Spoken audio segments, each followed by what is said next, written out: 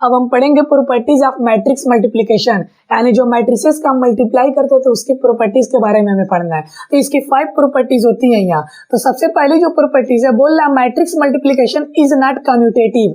Commutative क्या होता है? A B is equal to B A, ये कम्यूटेटिव होता है, लेकिन ये मैट्रिक्स मल्टीप्लिकेशन में फॉलो नहीं होता है। So A B is not equal to B A, यानी ए और बी दो मैट्रिक्स है, अगर ए और बी का मल्टीप्लाई कर रहे हैं, पहले ए फिर बी लिख रहे हैं, इनका मल्टीप्लाई कर रहे हैं, और फिर एक बार बी और ए का मल्टीप्लाई कर रहे हैं, पहले बी लिख करके फिर मैट्रिक्स ए लिख करके मल्टीप्लाई कर रहे हैं, तो जो दोनों मैट्रिसेस मल्टीप्लाई करने पर आएंगी वो आपस में इक्वल नहीं होंगी, डिफरेंस होंगी।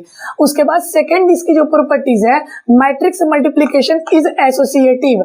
एसोसिएटिव के लिए हमेशा हम तीन नंबर लेते हैं। अगर यहाँ मैट्रिक्स की बात है तो हम 3 मैट्रिक्स लिए हैं ए बी सी।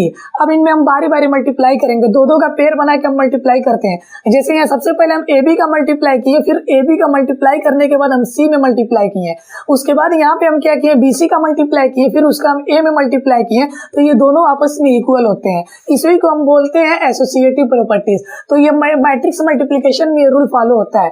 उसके बाद third properties, matrix multiplication can be zero matrix without either factor being a zero matrix, यानी कह रहा है कि इसमें जो है ये जीरो मैट्रिक्स हो सकती है। अगर हम दो मैट्रिक्स लिए ए और बी, ए भी जीरो मैट्रिक्स नहीं है, बी भी जीरो मैट्रिक्स नहीं है, तो इनका जो प्रोडक्ट ए बी है ये जीरो हो सकता है, कैन भी हो सकता है। जैसे ए भी जीरो हो सकता है, अगर ए भी नहीं जीरो है, बी भी नहीं जीरो है, लेकिन हम मल्टीप्लाई करने पर जो आंसर है वो जीरो मैट्रिक्स आ सकती है। उसके बाद जो इसकी फोर्थ प्रॉपर्टीज है, it is not valid matrix multiplication is not valid for cancellation law for multiplication। cancellation law क्या होता है? जैसे यहाँ पे हम A B is equal to A C लिए हैं, अगर ये मैट्रिक्स हम नहीं लिए, सिंपल में कोई हम अलजेब्रिक एक्सप्रेशन लिए तो हम करते क्या थे, ए से ए कैंसिल कर देते थे, ए से कट जाता था, या ए उधर जाता था डिवाइड होता था तो ए से कट जाता था, तो बी इज इक्वल टू सी आता था। लेकिन अगर ए और बी और सी या मैट्रिक्स रहेंगे, मैट्रिसेस है, मैट्रिक्स है, तब क्या होगा, A B is equal to A C है, तब ये कट नहीं सकता। इस कंडीशन में B is equal to C नहीं आएगा। तो इसीलिए if A B is equal to A C does not imply that B is equal to C. अगर matrices A B is equal to A C है तो इसका मतलब ये नहीं कि B is equal to C होगी।